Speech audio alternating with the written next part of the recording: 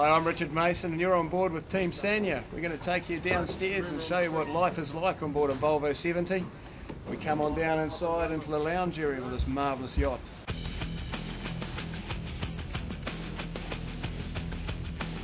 Normally on the Volvo 70 we run a watch system of about 4 hours on deck and 4 hours off. It never really quite turns out like that. You're normally lucky to get in your bunk for 2 minutes. Like this?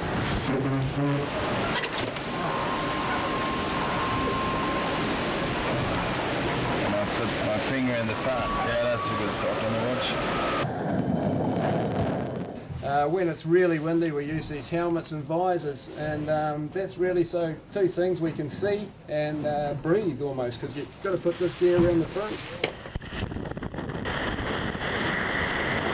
And then around here is the life jacket, which self-inflates if you go over the board. It also self-inflates if you get a lot of water coming down the deck, so it's quite a bit of fun when you're driving and all of a sudden the life jacket goes off.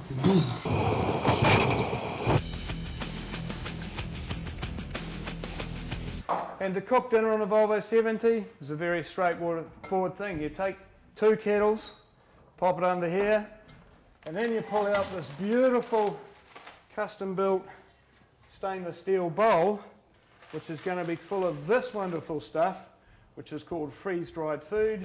Now we get through around about between 3,000 and 5,000 calories a day, which is an enormous amount of food.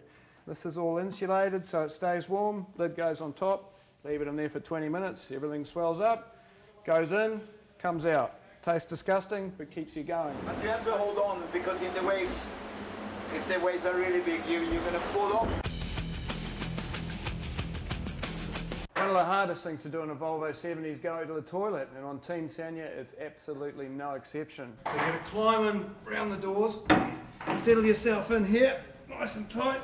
Hang on to the mast, and remember she's leaping and bouncing around all over the place. Now you're sitting up here and away you go. Do your number 1s and 2s and get out of here as quick as you can.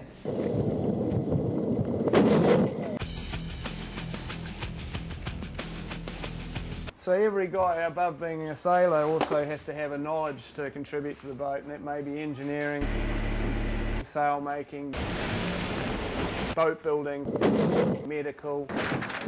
This is just the first line of attack bag, and in here we'll find everything that we need sort of for the first round of diagnostics. Of course, the most common thing we'll do is take a photograph of it and send it into the race headquarters in Volvo. We can do with this just about anything that we could do to help someone who is in a lot of trouble. Right here we can see a lot of traffic. And here we have the boardroom, or the nerve centre of the Volvo 70. This is the nav desk area. Every time we have a watch change, the watch captains will get up and have a discussion about the tactics over the next 4 hours. We have some sophisticated weather programs which will be running on the 2 different computers. So Axel's constantly monitoring this and discussing with Mike our tactical options versus the other boats.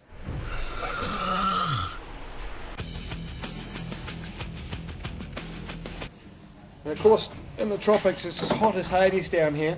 It's about 40 degrees, so there'll be no sleeping bag. You'll probably just sleep straight on the gauze and a t-shirt. And you've got your mate in the bunk, which is what, that's a good 6 inches in my book. And he's up here sweating like crazy, dripping down on top of you. So it's not the most perfect environment to sleep in, but believe you me, if you're tired enough, you can sleep. At any time, if they have to tack or jibe the boat while we're sailing along, which means changing direction, and you're asleep, you have to get up and do it. We're going to jibe on this watch change here.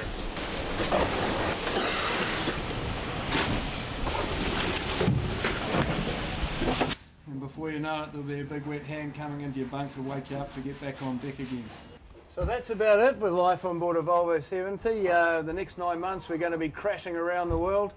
We'll never know what will happen down here inside this machine, so make sure you dial in and watch us.